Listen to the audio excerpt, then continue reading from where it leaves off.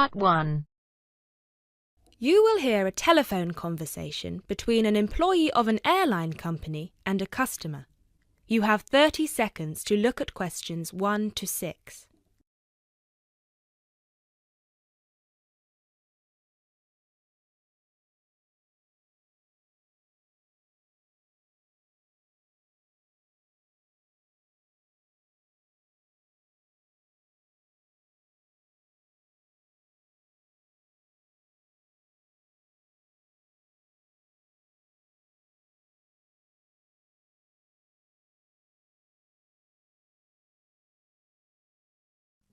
GB Airlines, this is Kyle speaking. How can I help? Hi, my name is Matt Walsh. I'm calling on behalf of Mr. John Sparrow to claim expenses for a delay in his flight last week. Good morning, Mr. Walsh. Thank you for calling. Could you please tell me the flight number and the date of departure? The date of departure was the 24th of January, 2016. I'm afraid I don't have the flight number in front of me at the moment. Okay, that's all right. One moment. Could you tell me where was Mr. Sparrow departing from? He was departing from Athens. Is that Athens, Greece or Athens, Georgia? Athens, Greece. Right. And what was the destination? It was Heathrow, London. Right. We've got 2 flights from Athens to London, Heathrow, on the 24th of January 2016. Was it the 3:25 p.m. flight or the 9:45 p.m.? It was the later one, 9:45. Okay, so the flight number is GB1011. Right, okay. Okay, yes. I can see that Mr. Sparrow's flight was cancelled and he was booked on the next flight on the 25th of January at 3:25 p.m. Is that correct? Yes, that is correct. According to our system, one of my colleagues spoke with Mr. Sparrow on the phone on the 24th to inform him of the cancellation and offered to book a hotel for him for the night, but Mr. Sparrow preferred to book one himself. Yes, because he didn't want to stay near the airport, as the next flight was in the afternoon. Yes, of course. Could you tell me which hotel he stayed at? Yes, he stayed at the Hypnos Hotel. Oh, could you spell that for me? Of course. That's Hypnos. Right. Thank you for that. And could you please tell me how much the total cost was for the night? Sure. It was 73 euros. Right.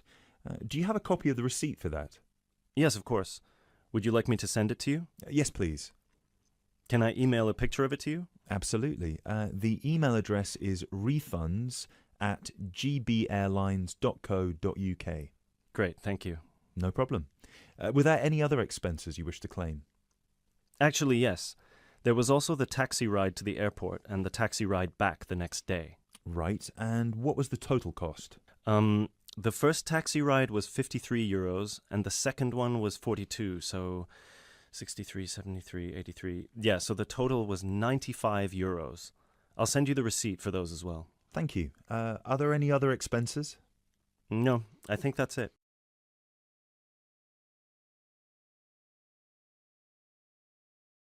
You now have 30 seconds to look at questions 7 to 10.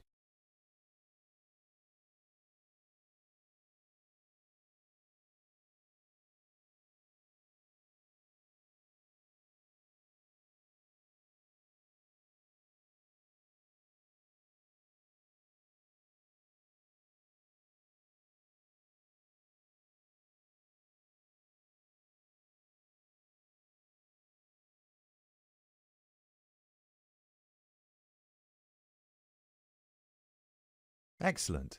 So if you could please send us the receipts for the hotel and the taxi rides, and after we receive them, it should take about 48 hours for the funds to reach Mr. Sparrow's account. Perfect. Thank you so much. My pleasure. Is there anything else I can help you with? Actually, yes. There's one more thing. Mr. Sparrow complained about the meal during the flight. He said that it was a bit bland. Right.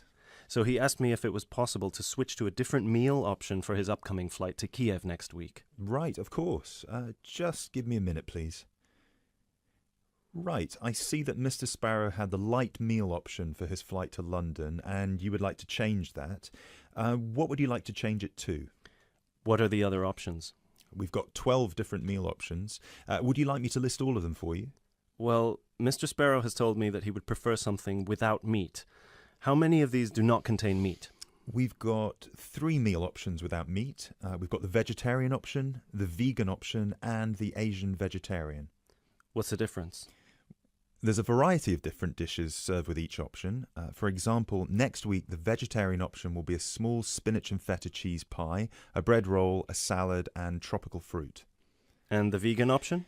The vegan option doesn't include any dairy products, and it also doesn't include fowl, eggs, or honey. I'm afraid I don't have the specific menu for this week, but I can email it to you as soon as it becomes available. Oh, could you do that? That would be great. Yes, of course. I can email you a detailed description of all the meal options if you like. Yes, please. No problem. Please do not forget to call us back to change the meal option. You need to do that 48 hours before the departure time for international flights and 24 hours for domestic flights. So 48 hours for this one then? Yes, exactly. Perfect. Oh, no, I'm sorry. Transatlantic flights require 48 hours. All flights within Europe require 24 hours. So in this case, you will need to call us 24 hours in advance. I apologise for that. Okay, great. So, could I please have your email address so I can send you the menus? Certainly. It's matt.walsh@sparrowlimited.com.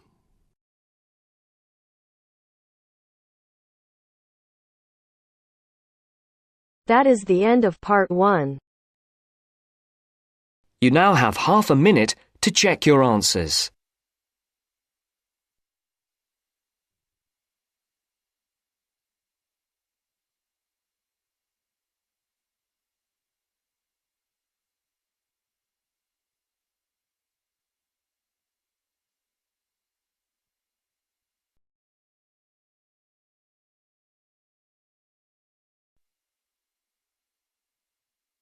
Now turns to part 2. Part 2. You are going to hear a talk on ginseng. First, you have some time to look at questions 11 to 14.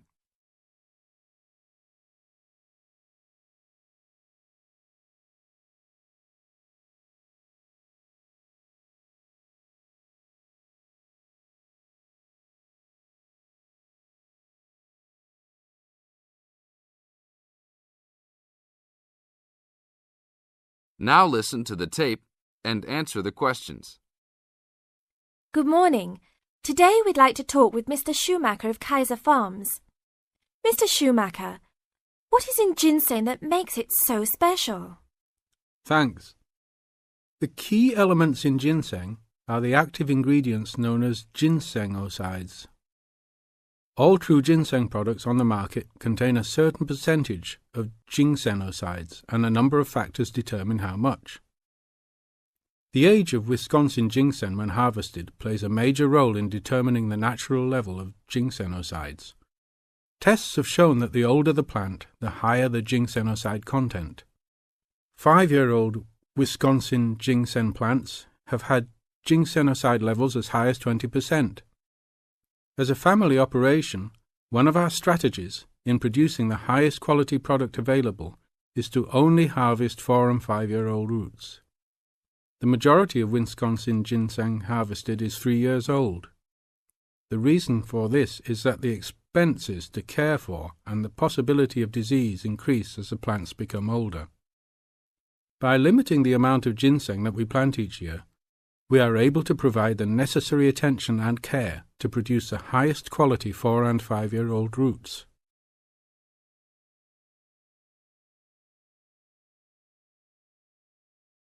Now look at questions 15 to 20.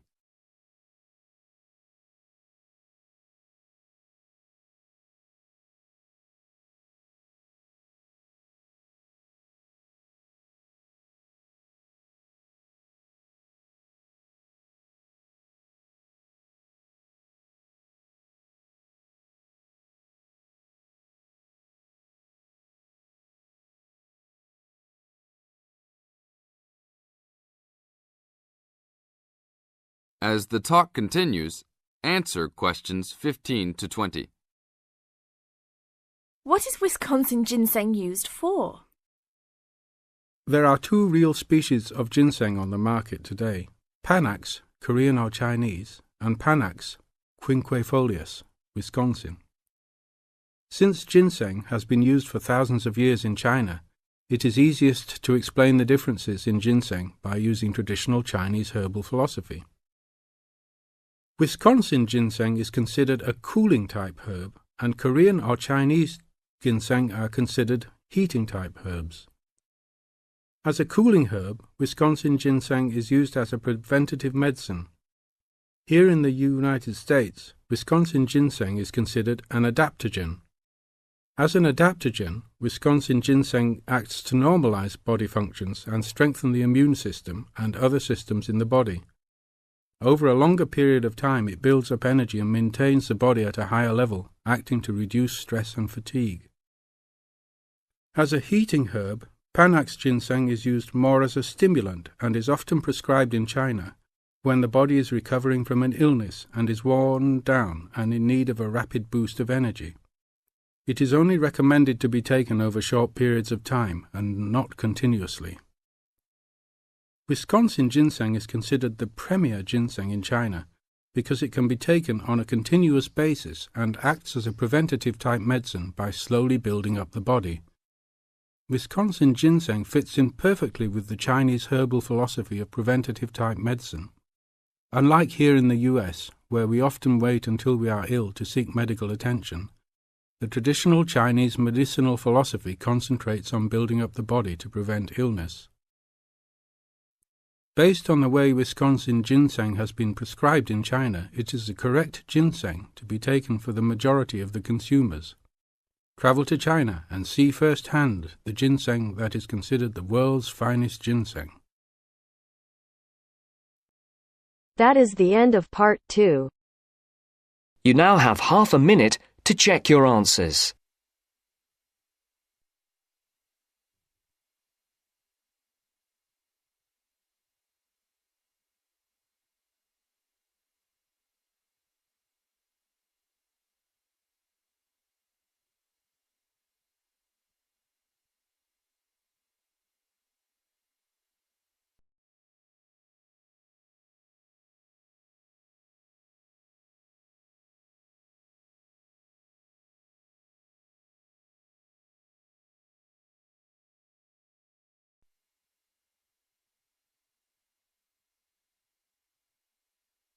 Now turns to part 3. Part 3.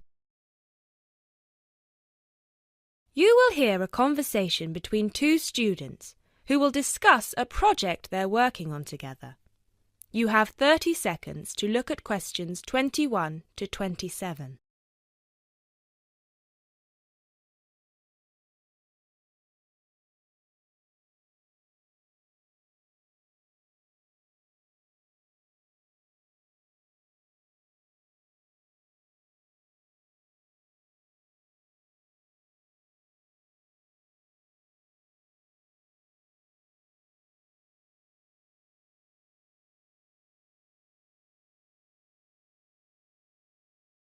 Hey Jess, glad you could make it. We've got a lot to discuss. Hi, Matt. Yes, sorry I'm a bit late. I did bring all my notes with me. Yes, me too. Where shall we start? Well, I think it would be a good idea to clarify our objectives just one more time. Yes, good idea. Okay, here we are. We need to record, photograph, and identify the plant species in 10 1-square-meter plots. Does it say anything about where these plots should be and how they should be laid out? Ah, here it is. It says that all the plots need to be no more than 10 meters apart. And how do we choose them? Ah, this is the fun part. I remember this. Here we are. Make a 1-meter square frame using bamboo sticks available from the department stores. Yes, we've already done that. I know, I'm just reading the whole section. Okay. One person stands roughly in the middle of the chosen area and throws the frame. The other person uses a tape to mark out the square where the frame landed and returns frame to thrower. The thrower then turns a few degrees on the spot and throws again. The thrower must turn slightly after each throw and vary the force of the throw until after the 10th throw they are pointing in almost the same direction as the first. That sounds a bit complicated. That's only because it's all in writing. It's just a simple throw, turn, throw, turn, throw, turn until we have 10 squares. And I guess you want to do the throwing. Well, if you don't mind. I'm sure you'll be more accurate at marking the squares. Yes, I am sure I am, and I'm sure you've got a stronger throwing arm.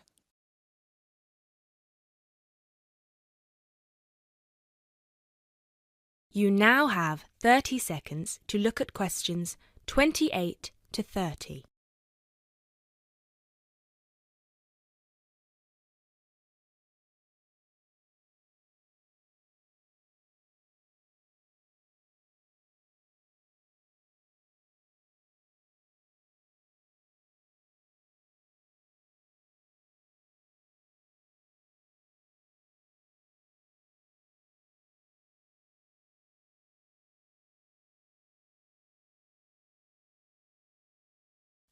Okay, good. We've got that sorted.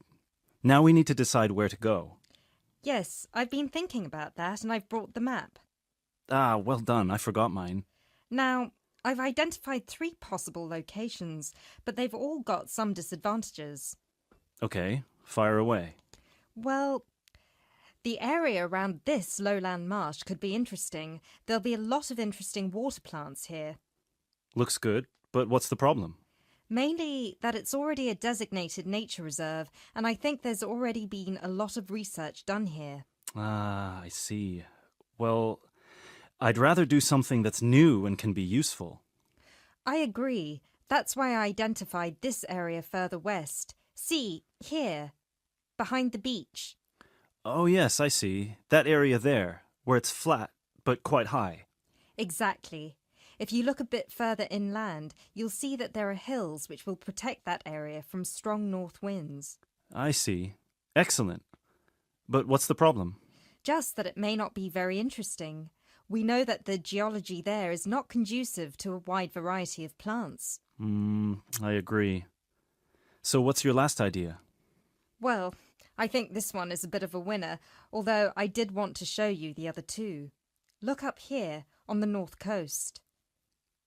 Where? See this bay? Well, I know that there's been quite a lot of studies done here, but a bit further to the east, behind this headland. No one has ever looked at that. Well, I certainly couldn't see any studies. That is interesting.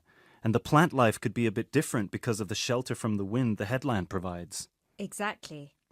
Brilliant, Jessica. That's a great idea. We'll go there. Thanks. Now all we have to decide is when is a good time. Well...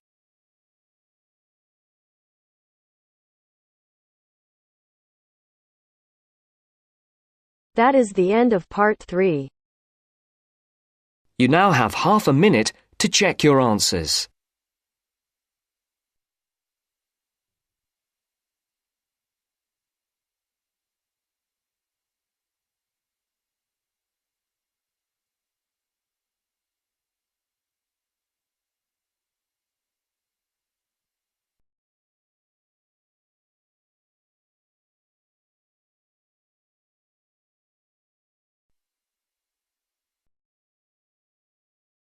Now turns to part 4.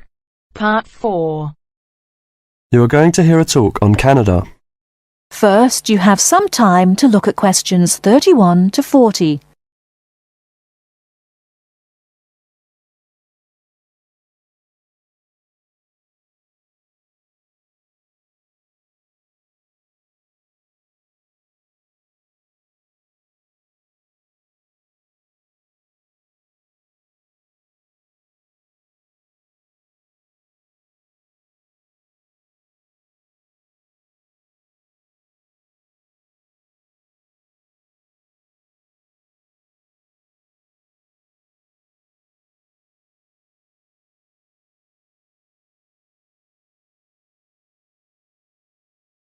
Now listen carefully and answer questions 31 to 40.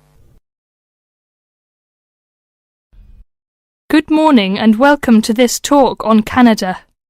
Many people think of Canada as a land of ice and snow. They think of it as a young country with few inhabitants, a country of English-speaking white people. While some of this is true, It is also an inaccurate description of the country we call Canada. Canada lies in the northern half of the continent of North America. The most northern parts of Canada are sometimes called the land of the midnight sun, because at certain times of the year the sun never sets and is still shining faintly at midnight. This northern part of Canada is cold and mostly snow-covered all year round.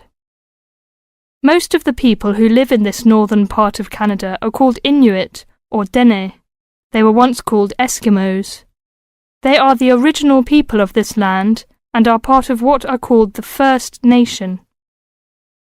As we move to the more southern parts of Canada, the land changes and so does the people.